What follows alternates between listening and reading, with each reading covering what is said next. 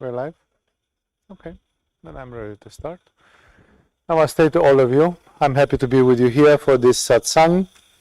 My intention is to continue the presentation from last week.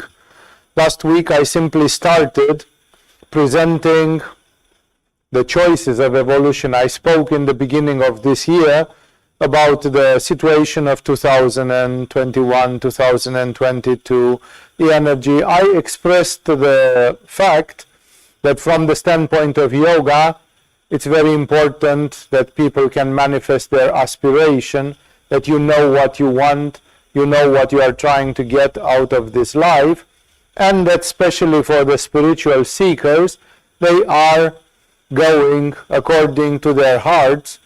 And once we define the fact that we follow this aspiration of the heart, then of course we came to the point of which path to follow. And I have started last week in presenting the paths, like ultimately it's what you choose. If you listen carefully and you meditate, and if you manage to see yourself in what I say, and to identify which is your main motivation, which is your main Shakti, then you identify which is your main direction in evolution. Not everybody does the same practice. Actually, the combination of factors in one spiritual practice is almost infinitely different. Tibetan monasteries, they sometimes printed a motto on the entrance, although all of them were Buddhist, and some of them were even yogis. Not all of them were of yogis, far from that. And they had the motto which said, as many monks, so many paths. Like, if you are 20 people in this room, there are 20 paths in this room. You are climbing the same mountain, the mountain of yoga, the mountain of spirit, but you are climbing it according to your specificity, according to your energy. And one way of understanding that in the mysteries of Kashmiri Shaivism is to understand it according to the three ultimate energies. Before the energy is one, then before that the energy comes from a triadic division. There are three energies which are called Icha, Gyana, Kriya, and these energies are each one of them forming a path of entering into the unified energy. Once you have reached the unified energy, the Uma or the Adi Shakti, the Para Shakti, the unified aspect of energy, then one has reached at the level of divinity, because Shiva and Shakti are like the two facets of a coin, like the two sides of a coin, and each one of them is leading to the other and the other way around, and thus there we are not talking about a path anymore. And I was attempting, perhaps for the first time in the years of these satsangs, to make a new presentation, to show you the paths according to the energies. It's exactly like looking at the same subject. We're talking about what yoga should I do, what practice should I do, what fits best for me. Am I more a bhakti yogi? Am I more a karma yogi? Am I more this? Am I more that? We are trying to look at this from the standpoint of the three Shaktis. It's like a completely different angle of view. Okay, that one is giving us technical problems. That's why probably it was off. It will do the same probably sooner or later. Let's see. So it's a bad contact, or the lamp is dying. So basically, it's like looking at the same problem of ultimately the most practical thing. Like, what shall I do? What am I good for? What is working for me? If I have some spiritual aspiration, and my spiritual aspiration is as big as this or as big as that, when I have some spiritual aspiration, in what do I put it? Because I may be putting it in trying to be what I am not, and then some results will not happen. I kept on telling you, when I lived for 8 years in Denmark and teaching yoga there, the students from that country, they told me that according to their knowledge, in 1,000 years of Christianity, in Denmark, there has not appeared one single Christian saint. There is not a Christian saint from Denmark. It might not be entirely true, but if there are one or two in 1,000 years, which when you compare to Italy, to Spain, to Greece, or to other countries, to the Middle East, even to France and other places, you will find tens of saints, maybe hundreds of saints being produced in the same. Why?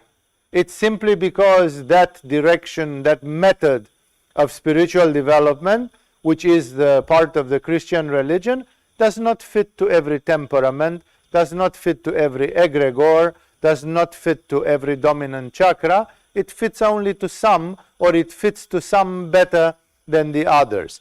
So the same discourse exists in Agama when comparing it to yoga. I am going to the Kriya yoga. Again, don't understand that I want to say anything wrong about these examples. I'm going to the Kriya yoga of Paramahamsa Yogananda, and what I have to do is every day I have to practice hours of the Kriya number 1 before I'm getting to a more advanced stage. And the Kriya number 1 is basically taking energy from Ajna to Muladhara, from Muladhara to Ajna, together with the breath and so on. It's an Ajna chakra meditation. But I want to play with God. I want to love God. I want to be in a relationship with God like Rumi was with God. No, you have to do Kriya Yoga. Go back to your bungalow and do Kriya Yoga. It doesn't fit. Then I am simply not succeeding, because another method would have fitted best to me. I'm going to a Christian monastery. You have to do the prayer of the heart, the prayer of the heart, the prayer of the heart, the prayer of the heart. But I have problems with my heart chakra. It's not my main instrument. I would like to be more like Sir Isaac Newton. I would like to understand the universe. I'm a super intelligent person. I want to see the music of the spheres. I want to understand the ratios of Pythagoras. I want to understand the laws of the Hermetic tradition. The prayer of the heart can be very wonderful for some people, but maybe not for me.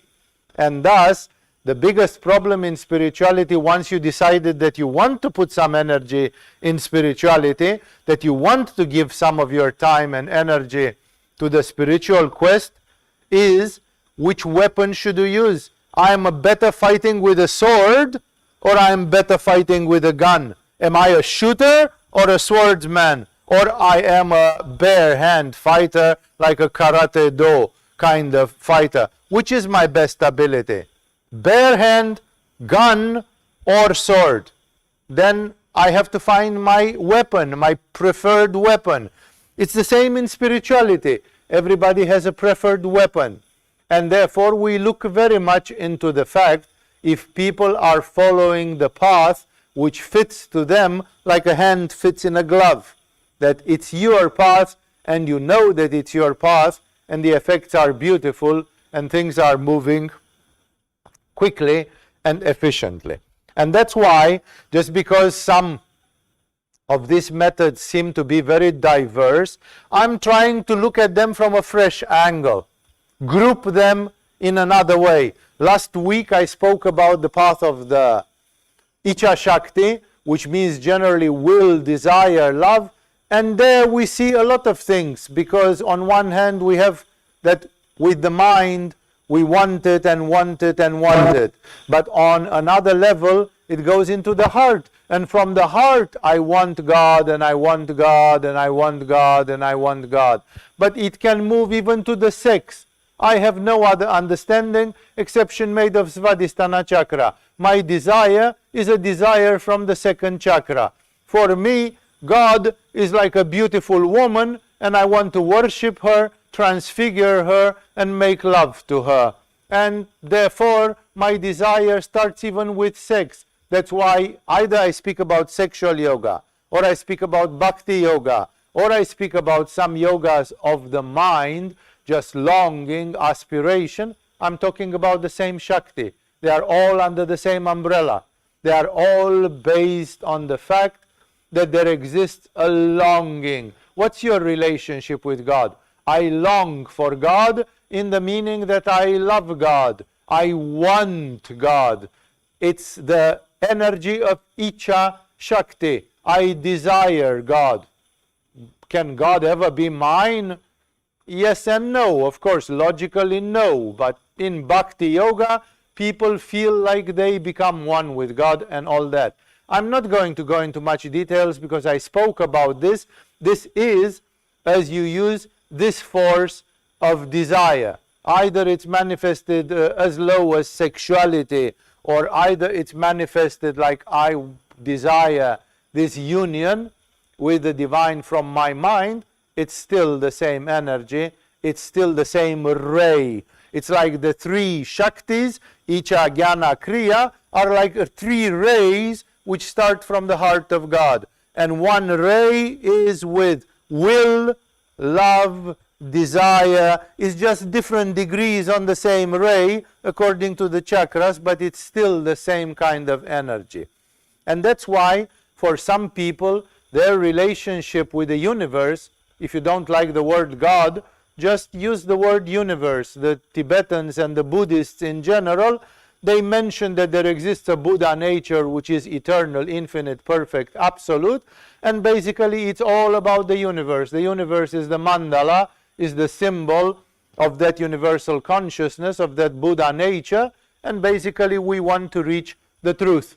We want to reach the reality. So even if you put it in this way, which is the same but just expressed with different words, it basically tells me that I want to unite with this reality.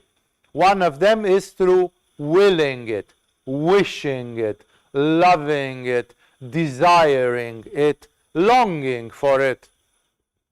But there are two other energies which may define what I'm going, depends. I don't know how fast I'm going to speak because I didn't make a curriculum, I didn't make a syllabus for the lecture.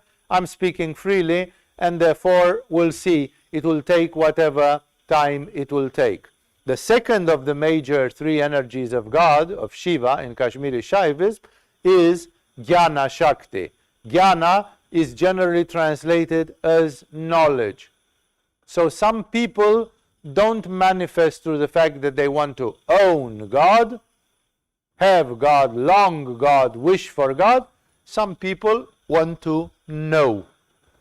They want to know God, and indirectly, because to know God is to know something which is transcendental, which has no consequence outside, but when it reflects into manifestation in Prakriti, that basically means to know everything, to know all. It is reflected in the divine attribute of omniscience, know all knowing. I would like to know the universe, to know the forces of the universe, to know all the chakras, to know all the lokas, to know all the 229 bhuvanas, to know all the laws of the universe, to simply know the universe like great seers who saw the universe from this standpoint. They told us that the universe at the highest levels manifests as a harmony which is flabbergasting the mind. The mind, although it wants to understand, it is in awe in front of this supreme harmony in which everything fits with everything. Everything makes sense with everything.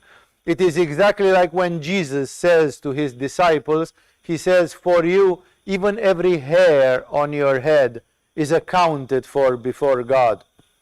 And therefore, it's like he said, don't worry. No, how can the cosmic consciousness have such a form of knowledge, which means to be able to be present in every atom of this universe, in every elementary particle, in every part of this universe? Some people wish God. They have an almost kinesthetic desire to hug God, to treat God like a lover, like it's a lovemaking with God. For other people, it's more of a knowledge. It's like God is pure knowledge. God is the spirit of the universe. and I want to join with this spirit. And how will I know? Well, because then I know everything. It is significant that Buddha, who followed such a path, when he chose the name Bodha, to define what happened to him, the state of nirvana, Buddha himself, and as it is translated even in English, the concept of enlightenment, to be an enlightened being means to know a lot, to know more than the ignorant people, to know what life and death are, to know about reincarnation or metempsychosis or whatever you want to call it, to know about the life after death, to know about the laws of metaphysics and evolution, to know about what is happening. So from that knowledge you can take the proper decisions, you can live in the light of knowledge. This is also a path to enlightenment, but it is in yoga expressed more from the path of Gyana yoga, like the question of the Gyana yogis, illustrated so beautifully by Ramana Maharishi, who made a mixture with Bhakti yoga as well, but much of his method is precisely this thing, like, who am I? That's the whole mystery. It's a question which Ramana Maharishi meditated upon for 60 years, 50 years, whatever. He got enlightened at 17 years of age, and then he meditated with that for a lifetime. It's never enough. You always stand to see more, to understand more, to know more. No, because there is no final stage to that question. In the Q&A, somebody was asking me the other day, who am I? No, it's exactly the same issue. No, who reaches the bottom of that question? It cannot be expressed mentally unless you use some metaphysical concepts, like Shankaracharya said, who am I? I'm consciousness and bliss without end. I'm Shiva, I'm Shiva. But like most people, especially when they did not study seriously some Kashmiri Shaivism, if they say, I'm confused, I don't know who I am, I want to find myself, and you tell them there is an answer. It's coming from Adi Shankaracharya. I'm consciousness and bliss without end. I'm Shiva, I'm Shiva. It's like you gave me an answer which is so big that it becomes unattainable and abstract. I cannot relate to it, My feeling about myself is that I'm a person who is tortured by doubts, and I'm a person that has pain in their life, and I have confusion, and I don't know if I should do this or if I should do that. Every day in my life I have to make choices, and after I make choices I have to live with the consequences of those choices. And thus, now you are telling me I'm consciousness and bliss without end. Like, what does it mean to be consciousness and bliss without end? Because this morning somebody told me something shitty in a telephone conversation, and I got fucked up for 10 hours non-stop, and I felt I wanted to bang my head against the wall. What do you mean I'm consciousness and bliss without end? Are you joking me? Are you teasing me? What kind of... I cannot relate to that answer. That answer sounds like a contraption, like a concoction. That answer sounds like artificial. It sounds like some crazy philosopher put that together, but how does that relate to me? No, I can't get there. The gap between me and that answer is infinite.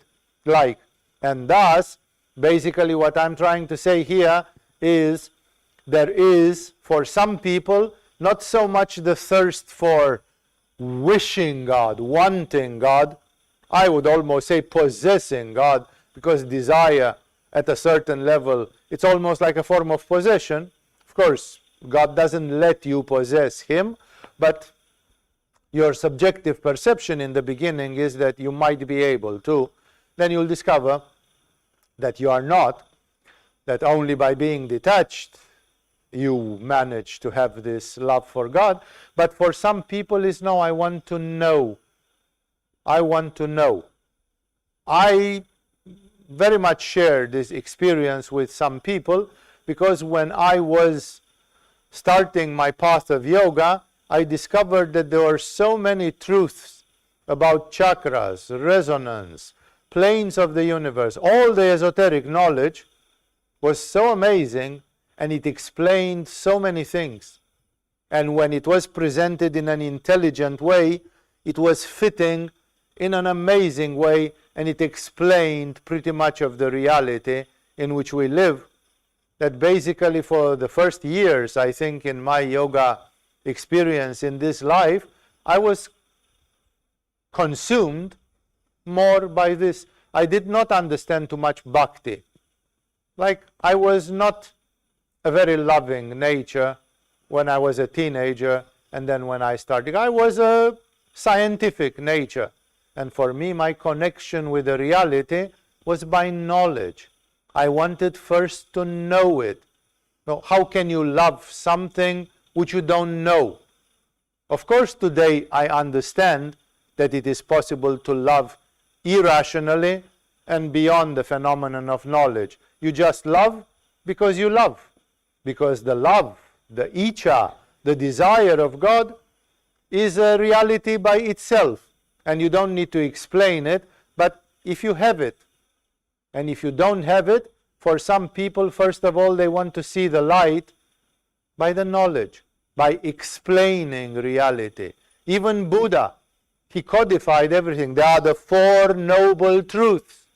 There are the 8 things or 9 things, according to some traditions, which have to be done afterwards. When you understood the 4 noble truths, if you want to get out of pain, then you have to do the following 8 or 9 things.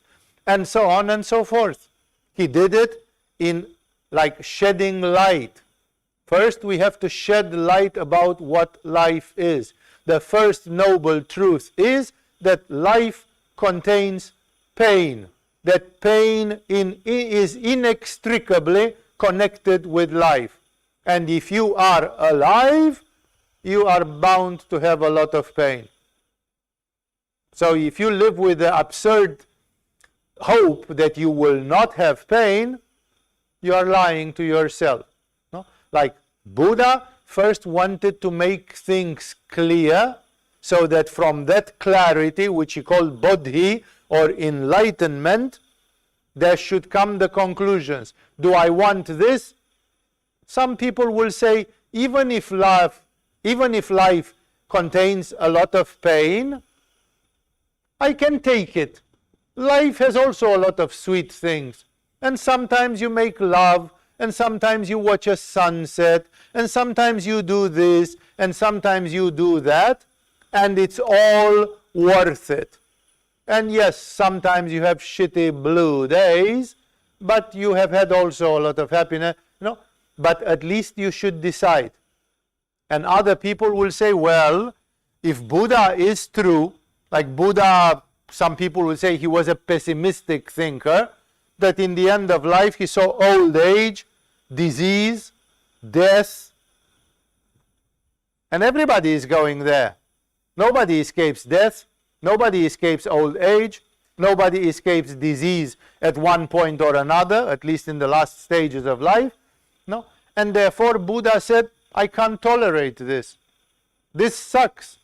If the universe has sent me to live out this, then I better go in the forest and eat a grain of rice and die gloriously trying to find out what the mystery of life is.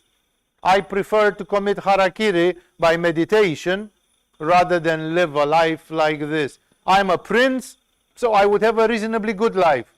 I have a child, I have a beautiful wife, and still I'm sick and tired with the whole thing. I don't want this. Therefore, this clarity of light, this clarity of knowledge, that first of all I understand the music of the spheres. I understand this incredible synchronicity, that everything seems to fit with everything, that everything makes sense, that every atom in this universe is accounted for. And when people speak about accident or randomity, they are just ignorant, they are just fools. There is nothing random. or accidental in this universe. Even the superficial things which seem to be, they are correlated, coordinated by mysterious laws of this universe. And therefore Buddha thought that if he brought clarity, some people will take the right decision and will say, okay, I choose to save myself, I choose to see the light, I choose to find the meaning, I choose to discover the Buddha nature, I choose to find the freedom, the knowledge, the immortality, all the characteristics of that state of consciousness. Was it true? Not really. There are many people who cannot understand Buddhism, who don't consider it even a religion. They say, come on, Buddhism is not a religion. A man had a state of nirvana, and now you build a whole religion out of that. Maybe he was crazy. Maybe other people cannot get the same state of mind. If they can get it, why do we say that it's meaningful and it means God? It means everything. It means the absolute. And therefore, the path of Buddha is not forever. There are people who say, I don't know, I love God wildly. I long for God. Every fiber of my being wants to sing the praise of God. And this thing that I fully understood metaphysics or not makes no difference to me. Like some people are surrendering to bhakti and to the other paths, but for some people this knowledge is very important. In this way, perhaps it is not an accident that Agama has unfolded so long of its activity in a Buddhist country in the southeast of Asia, among an environment which is generally Buddhist, predominantly Buddhist, because Agama definitely has this side of enlightenment, this side of knowledge. Many people have been to Agama, even many people who disliked me or different aspects of Agama Yoga. They have said one thing we have to tell you, we've been all over around, nobody gives this kind of knowledge. The way the knowledge of yoga and the knowledge of spirituality, like you get it in Agama, like maybe we like to get the knowledge from Agama, and after 6 years we go to a Tibetan Lama in Nepal, and there we practice the Lamaistic path of Tibet. Or maybe we go to Hridaya Yoga, and we dwell into the heart and do the yoga of the heart, the Hridaya Yoga, and so on. Maybe, no. So in this way, or we go to Paramahamsa Yogananda and we do Kriya Yoga, just the Kriya method and so on. It's possible. But nobody contests the fact that one can get a very clear knowledge, a crystal clear knowledge. Is it possible to get it all the way? No, because actually as the knowledge opens, exactly like with the love, the closer you get to God, the more you love God. Is there an end to the love of God? Never. The love of God is something infinite. Is there an end to the knowledge of God and of the Prakriti of the universe? Never. Because this knowledge is infinite as well. It's exactly the dictum which a philosopher said when he said, the more I know that I don't know. And like the Pythagorean philosopher who simply said that he doesn't know, and the disciple said, we don't believe you are the master, you are supposed to know. And then he made a small circle and he said, this is your knowledge. And then he made a bigger circle which was around the small circle, and he said, that's my knowledge.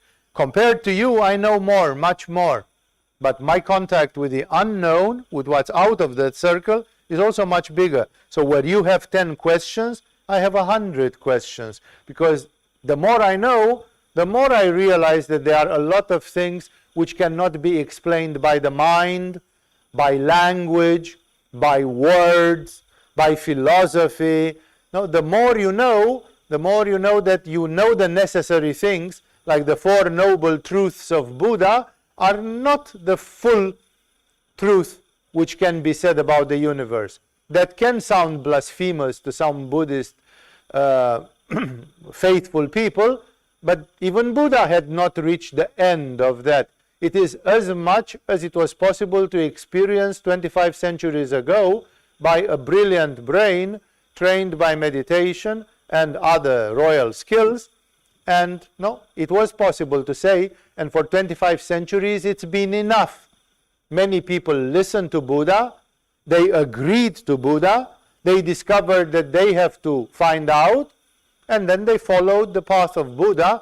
Not that there is just one path of Buddha, there is a family of paths of Buddha meant to go there. Buddha, for example, never says, when Mara, the demon, when he talks about his nirvana, the night when he achieved enlightenment, and he says Mara came, some great demon, the equivalent of Satan in Christianity, in a certain way, not a perfect equivalent, and when Mara tested me and tortured me and teased me, and then I was about to go in nirvana, and in the next moment I felt an overwhelming love for the cosmic consciousness, for the Buddha nature. I realized that this was the infinite, absolute, perfect ocean of enlightenment, of Buddhahood,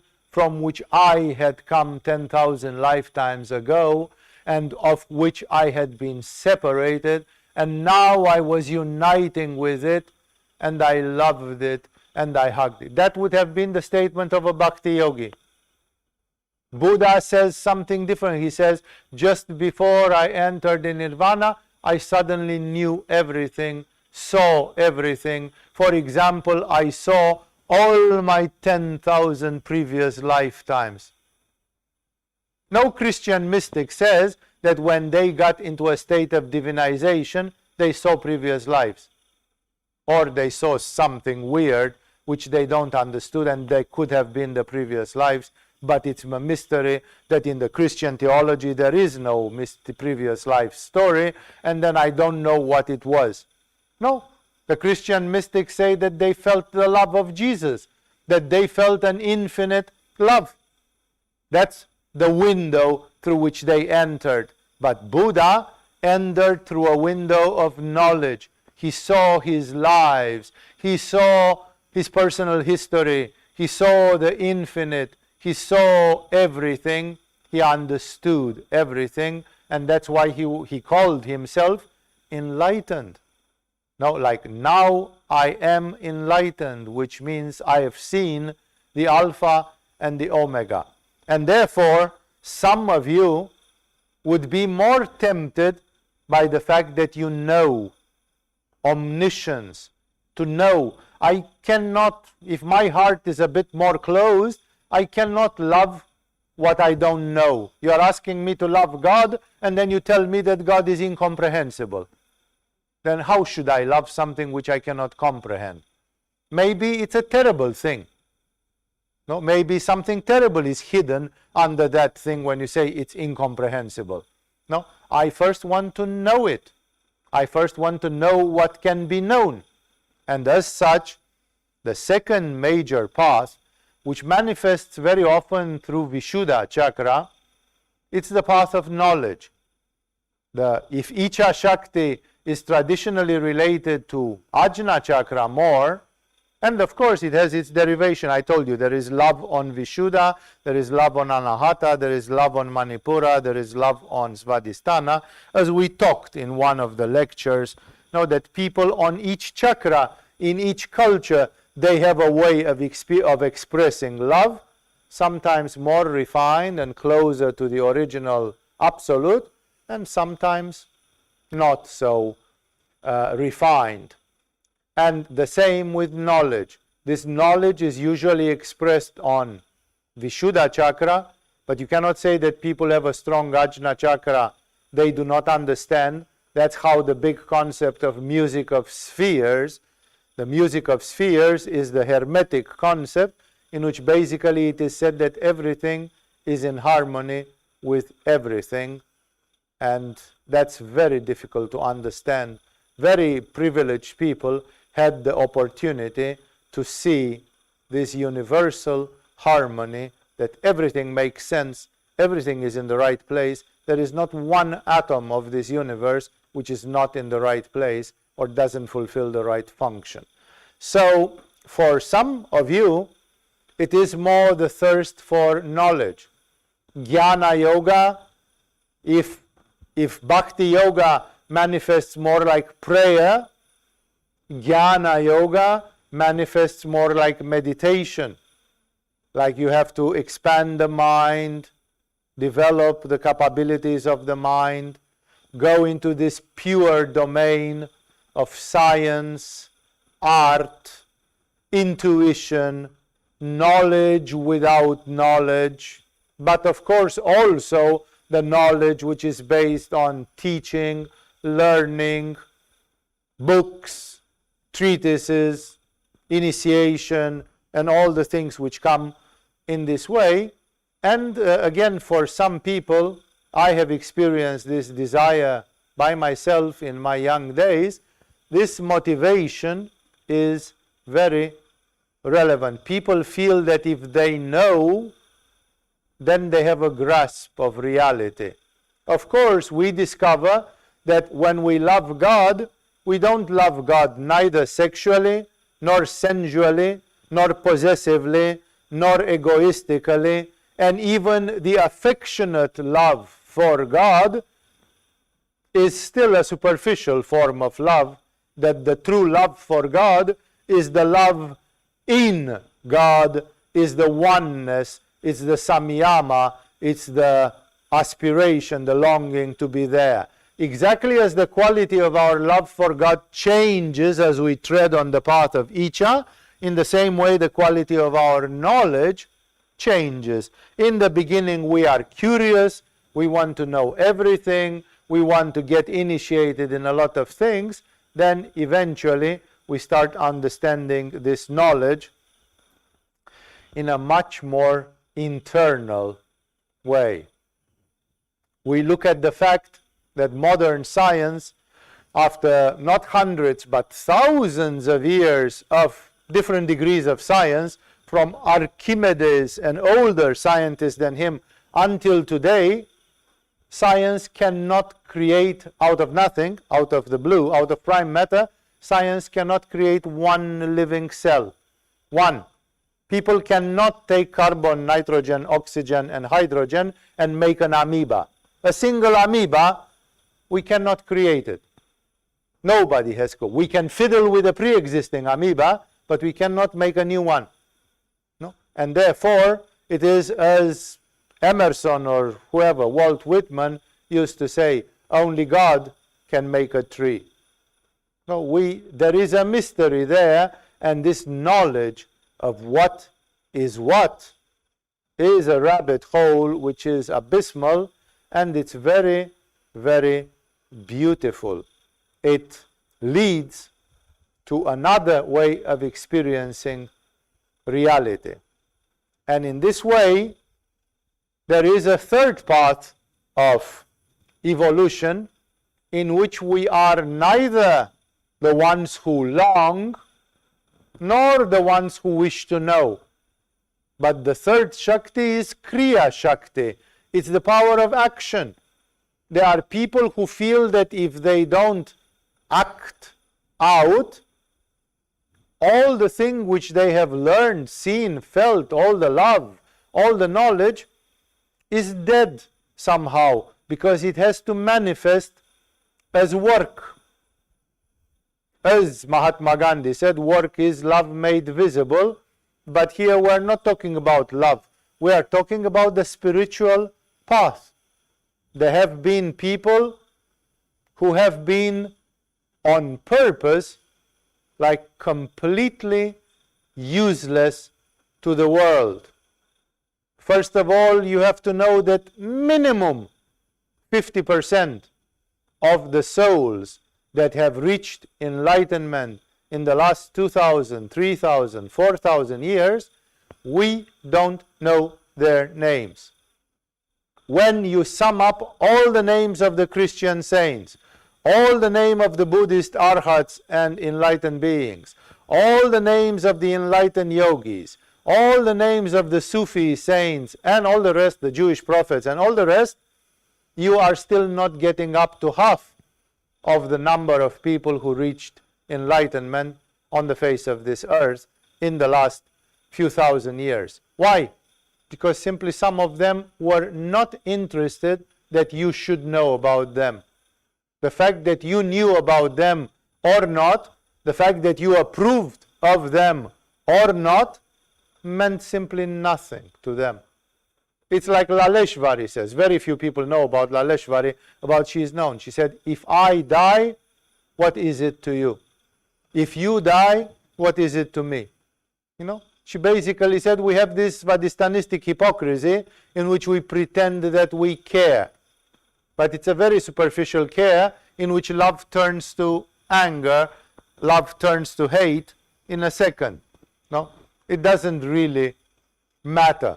No? And she said eventually, no, you are born alone, you live alone, and you die alone. And you have the illusion that it's not so. You just are, this is the Maya on Svadhisthana that you think. No, you are with your maker.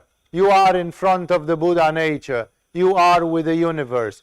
But what about love? And they exist? Yes, they exist. But depends who has a perfect love.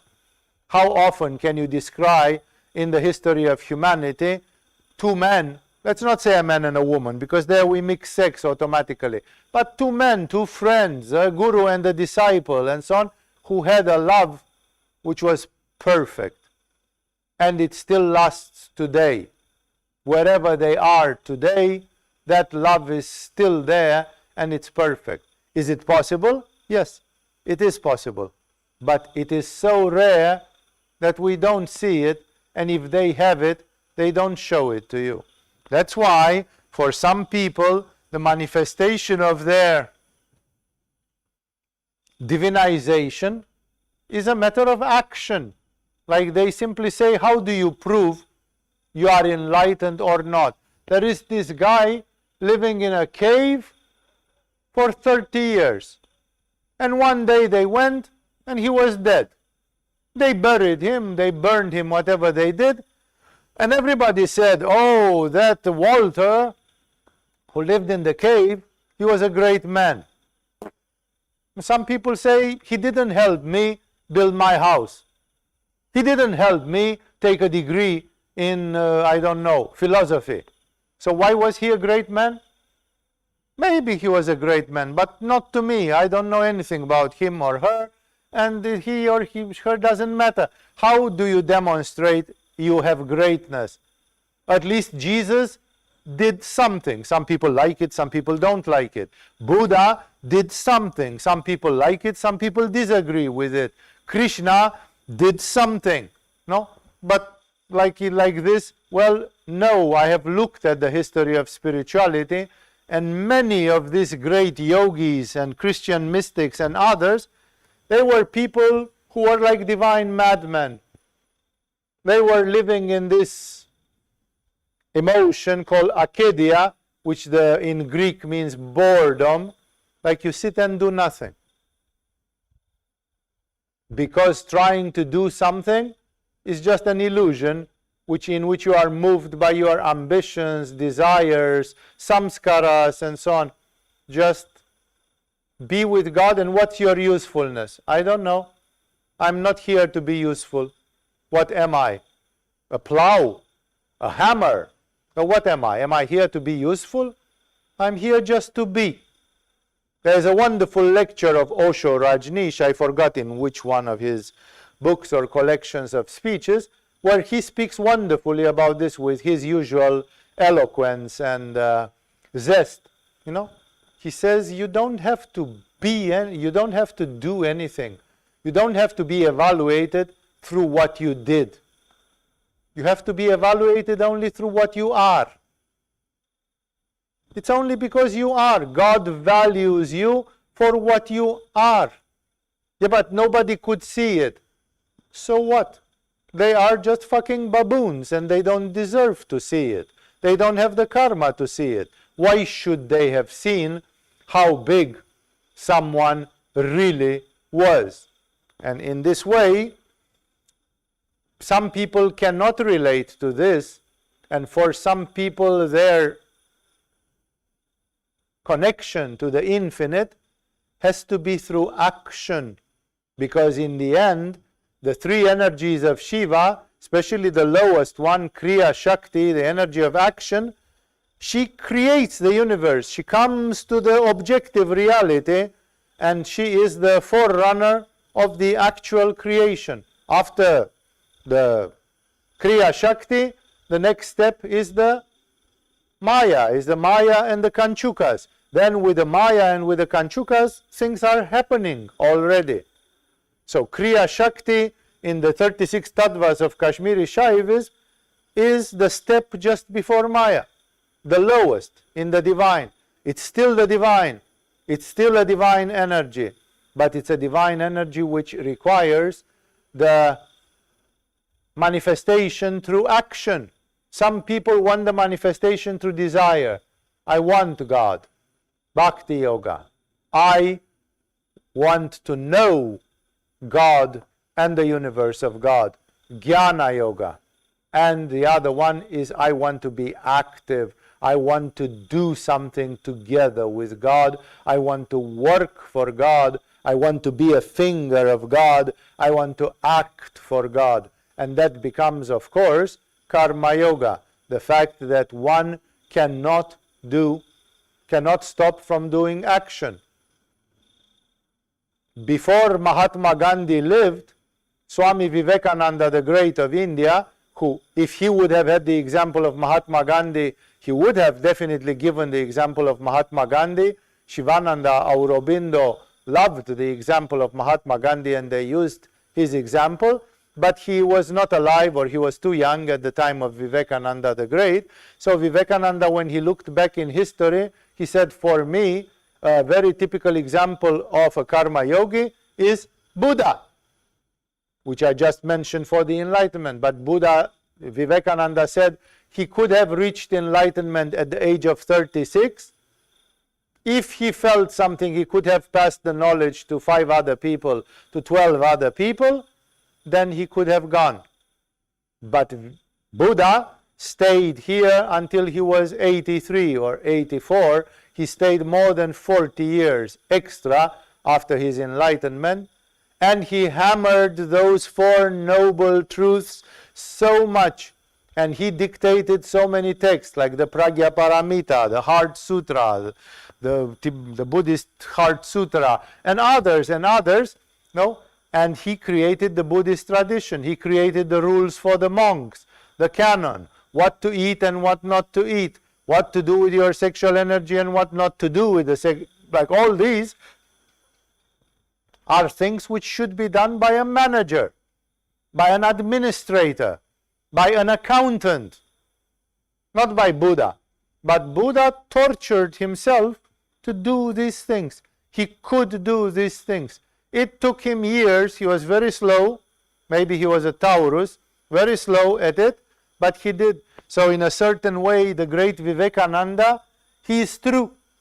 Because Buddha was not only, he looked for enlightenment, but after he reached enlightenment, then he became also a very big karma yogi.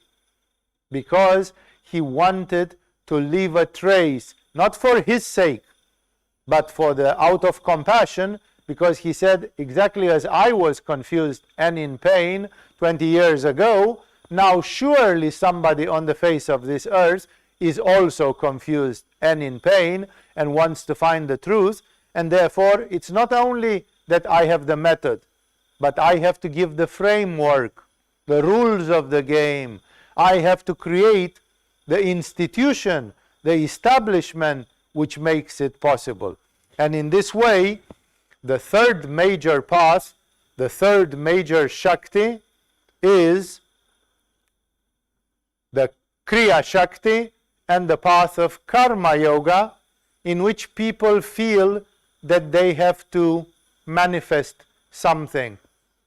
If they know or if they don't know, if they feel the love of God or they don't feel the love of God, they have to actually manifest something. I remember the end of the 13th Warrior, a movie which we recommended recently in the cinema movie here in Agama, and in which he says, Allah be praised in the end, because Ibn Faladan, Ibn whatever his name was, could become a useful servant of God.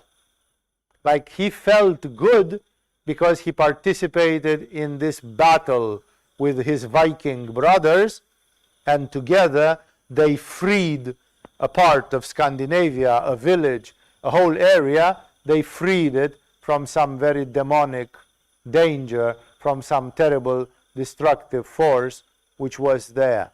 And thus, for him, the spirit was the spirit of the warrior, the spirit of, so what if you know everything? If you don't do something about it, so what if you love God and you can feel God and God is answering and you feel you are in the ninth heaven, or as the Jewish prophet said, like you are in the bosom of Abraham, the prophet, no?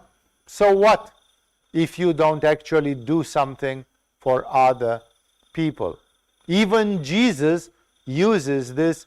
Jesus leaves the people around him with this mixture of love God, you shall love the Lord thy God with all your might, with all your soul, with all your strength.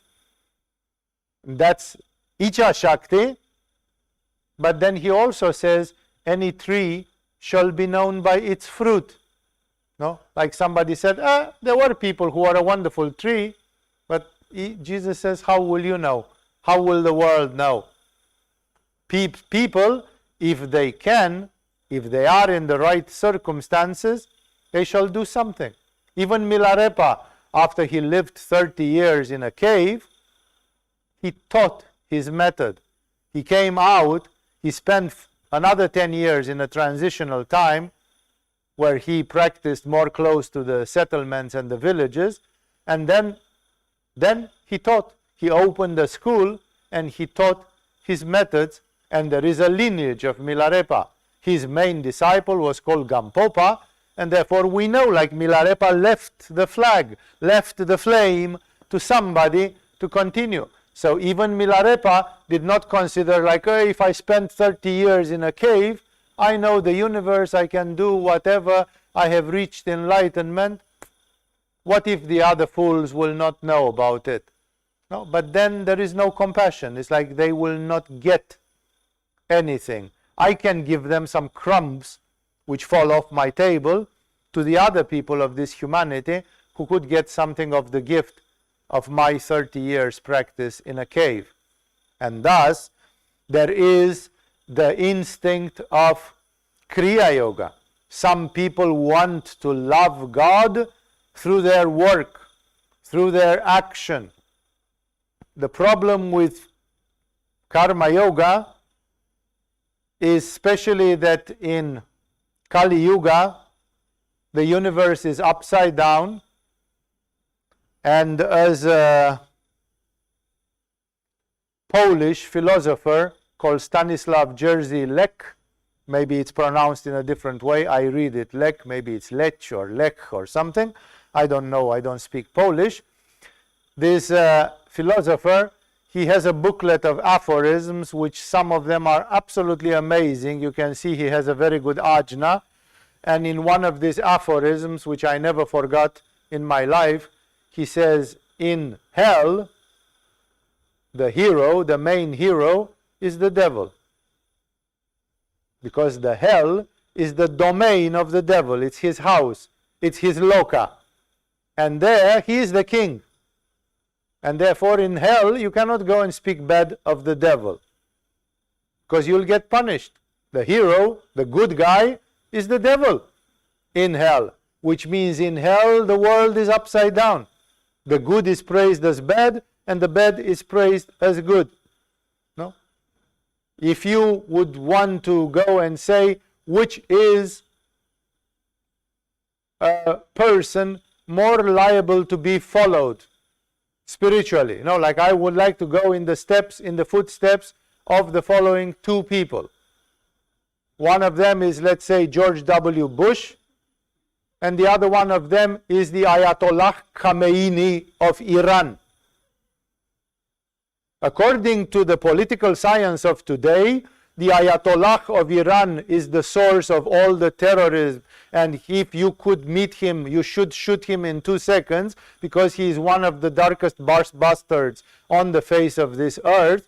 He claims that Israel should not exist, and all sorts of other politically incorrect things, while George W. Bush was second born. He's an alcoholic who quit drinking. He liberated Iraq, or if he didn't liberate Iraq, if you don't want to call it that, because it's too much outrageous, then something, I don't know, you know. But which one of them is closer to get a Nobel Prize for peace? No? According to the Karolinska Institute in Sweden, of course George W. Bush is here and Khamenei is here. But maybe if you would ask somebody from Shambhala, they will tell you that this one is closer to God and this one is one of the fiends of humanity. And therefore, in hell, the devil is the good guy. And therefore, when you want to do karma yoga, for what? Because people, the problem with karma yoga is to say, I serve God. But what do you serve? No? You can serve a branch of an established religion, and then you find out that the Pope, a cardinal, a bishop, some high lama, somebody, they are embezzling money, they are pedophiles, they are this, they are alcoholics, they are this, and then you say, why did I work for them? I thought that I was doing the work of God. No? And then I discover I worked for a very dubious cause. There are many people who work for the Freemasonry, for all sorts of charities of Bill Gates and others, and they think they are doing a good deed. They donate money, they put hours of work, you know, and one day they discover that the people that they served were the devil. Oops. You know, I was in hell and I didn't realize that what looked like the good guys were actually some very bad guys. So with karma yoga, the problem is that either you have a total independence of spirit, like Mahatma Gandhi. He didn't serve any religion, he just did what he thought was the right thing to be done for God in that time where he lived, both when he lived in South Africa and when he moved to India and he militated for the independence of India. And many people criticized him. They criticize him today. They say because Mahatma Gandhi did what he did, India got split in Pakistan and India and the other thing, the Bangladesh, and more than 1 million people died in ethnic war. So it was because Gandhi had a chili up his ass and couldn't stay quiet. He should have let the British do the job, because they would have done it, you know, not pressed, not with the arm twisted by Gandhi. No, maybe India would have stayed 10 more years under British yoke, but then the British would have made in such a way that all those nations would have been divided more rationally, more evenly, more gradually, more something, you know. So many people see Gandhi as a violent man who his impetuousness, he actually produced a lot of violence while he claimed he was non-violent. That's why the question is, which is the good action? When do you know you work for Shambhala? When do you know you work for the divine? You remember the drama of it exists even in the Star Wars movies, because every Jedi is asked to serve the good side of the Force. But many Jedis end by serving the dark side of the Force, because it's very easy to confuse the arguments, and then who is good and who is bad, who does the good thing. And when Yoda is teaching the young Skywalker, he tries to give him some, he says, when you are at peace, calm, in a detached state, that's the bright side of the Force. These teachings being actually taken from Bushido. They are teachings taken from Zen, from the martial artists of Zen in the medieval times, who are trying to find out when do you fight with God, with Buddha, and its Bushido, and when do you fight out of your own ego and out of your own hidden motivations and out of your own secret desires and subconscious frustrations, and actually you think you are a great samurai, but in the end you are just a murderer and a violent person. So with Karma Yoga, we have this gift that the people who are extroverted, they can manifest. There are people who say, yeah, you are sitting there for 10 years and you want to know the universe. And lucky you've got somebody to bring you a sack of potatoes every Tuesday, and you have food, and you are just being not useless. Nobody knows you, nobody sees you, nobody hears you. You are gone, and maybe you are just a totally useless creature or something like this, no? And while other people will say, therefore, hey, you have to make yourself useful, you have to do something. So this is the manifestation. Remember, not everybody manifests. There are many, many great gurus in Tibet, Kashmir, India, of course, China, the Himalayas, in Buddhism, in the Zen of Japan, and so on. Some of them wanted to be so useless that they pretended they were crazy. This is the famous tradition of the divine madness, that you pretend you are crazy. In China, they did it even better. They pretended they were alcoholics, the drunk master, the kung fu drunk master, and so on. Like, everybody doesn't give a shit on you. And you are very happy that they don't give a shit on you, and they don't know who you are, and they don't know what you can do, because it's none of their business. If they want, maybe there will be one disciple who will break through that mask and will say, come on, teach me, I think you are extraordinary. And you try to play crazy, and you try to play crazy, and you try to play crazy, and your disciple won't let go, and says, even if you play crazy for the next 20 years, I'm yours, I'm here with you.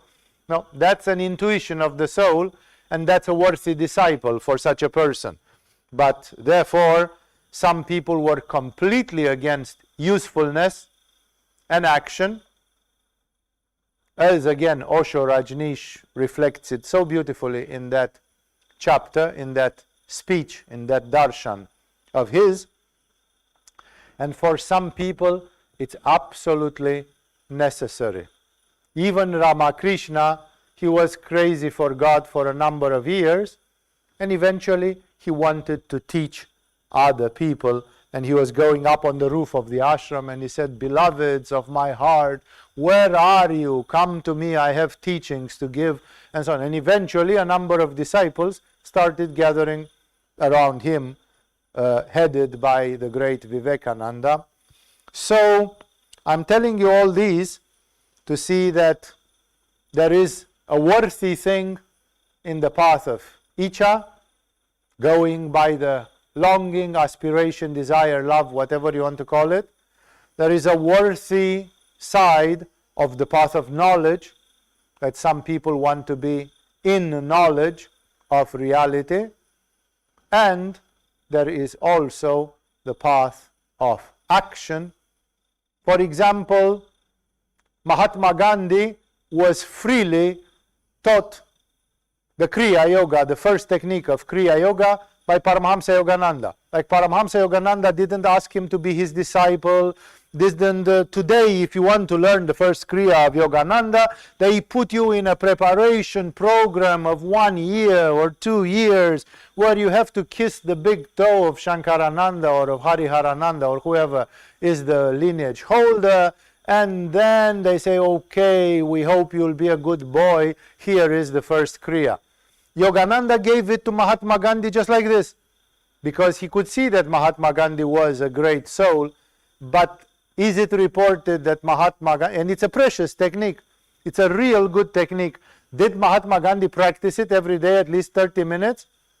No. but Mahatma Gandhi was spinning wool on a wheel. Comparatively, what do you think that will take you faster to God? Spinning wheel for 1 hour or doing the Kriya yoga technique for 1 hour? No? It's obvious. Everybody knows the answer. But for Gandhi, it didn't matter because he was not the Gyana yoga. He was not the internalized person. He had to make himself useful.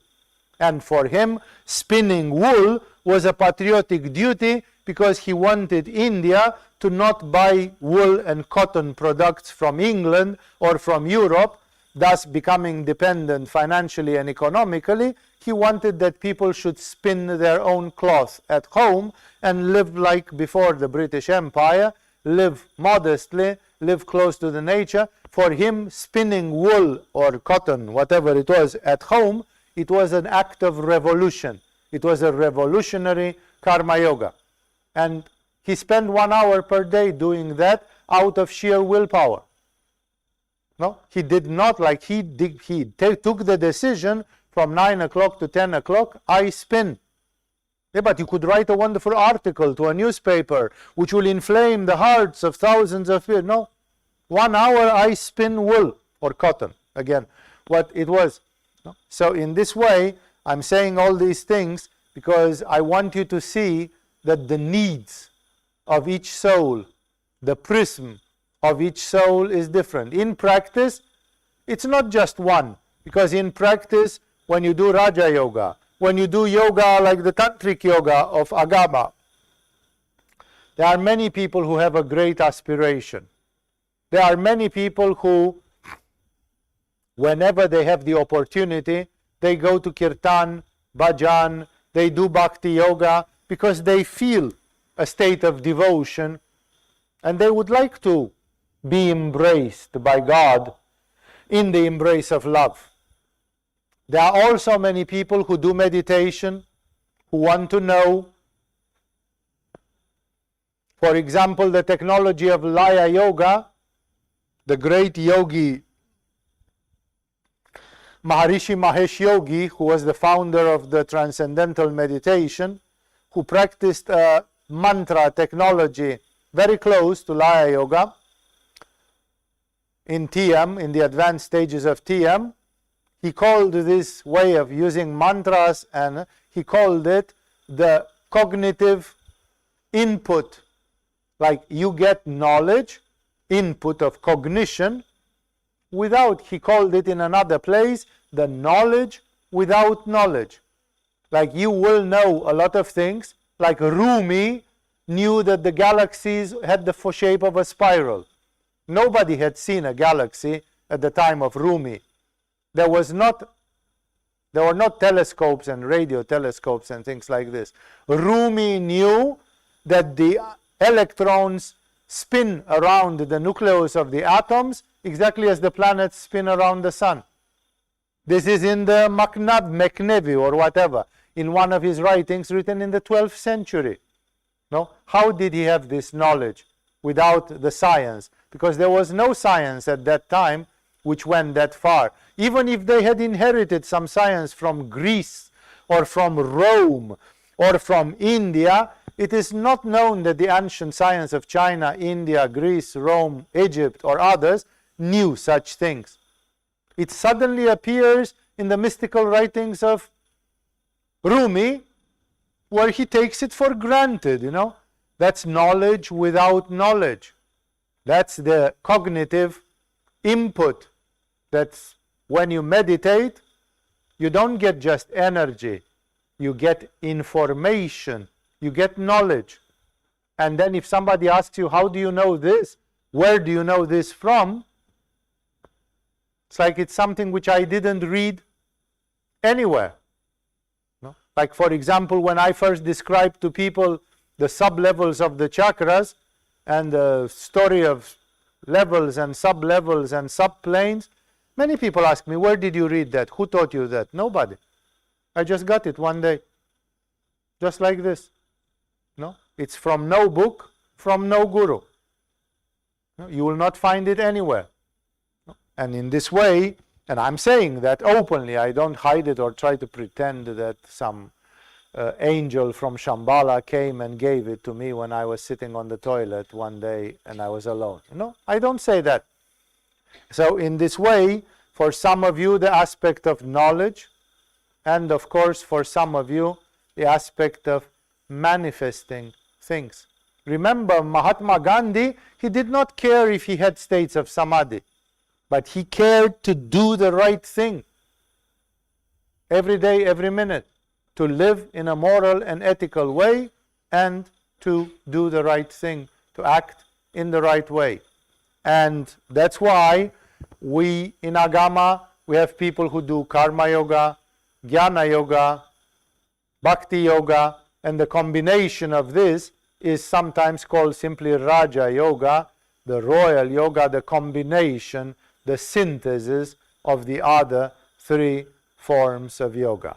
It goes without saying that this extrovert yoga of karma goes very much through Manipura chakra, because it involves a self-discipline, it involves building things, it involves order, management, willpower, doing things. Many of the people have been karma yogis, have been chaotic, but they still tried to do the things well. Look at people like Mother Teresa and others.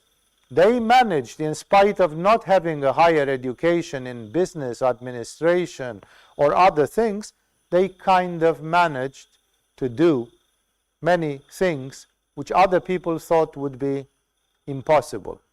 So, in this way, in the satsang from last week and in this one, we managed to define in another way, to make you see in another way, what is the force which motivates you.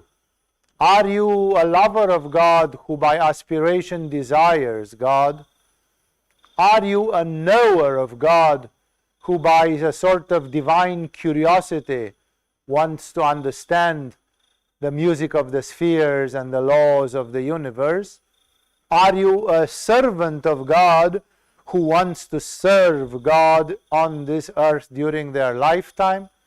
Are you a mixture of all three, and in what you do there is a combination of those, but those are the three Shaktis that take you to oneness. That's the trident of Shiva. It's not here. It's on that yantra with the trident of Shiva.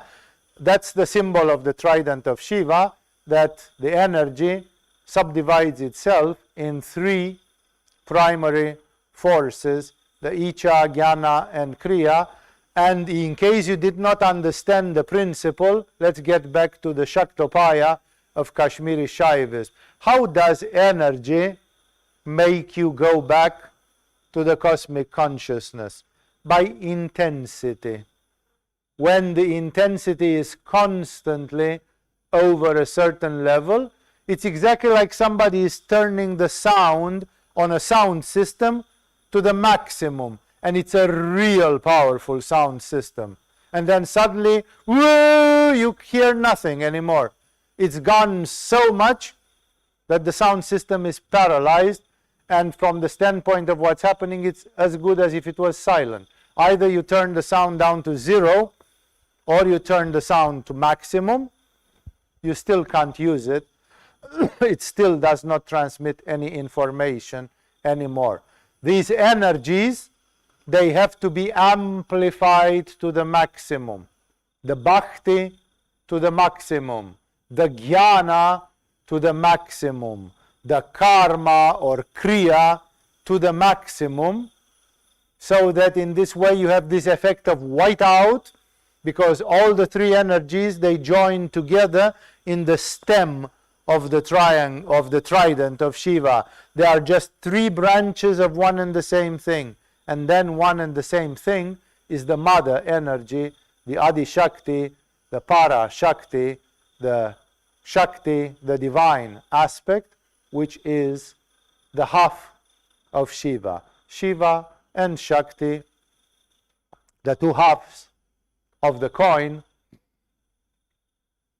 the two halves of reality, and in this way Shakti takes us to splendor, to completion, to perfection, to infinity.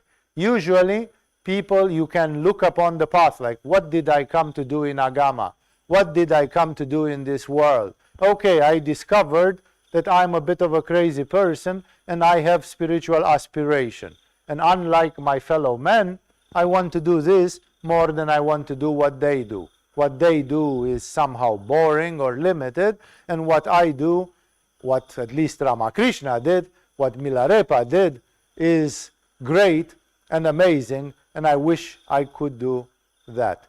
And therefore, this, you know about this, and then you come to the decision what to do.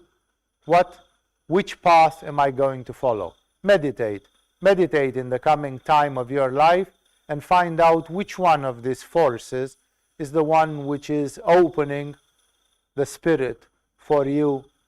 What is attracting you most? Because that's a matter of typology. Not everybody follows the same path. Far, far from that. Hoping that I brought some more clarity in your lives, in your spirituality, with this classification, looking upon them in a... He's a nature lover.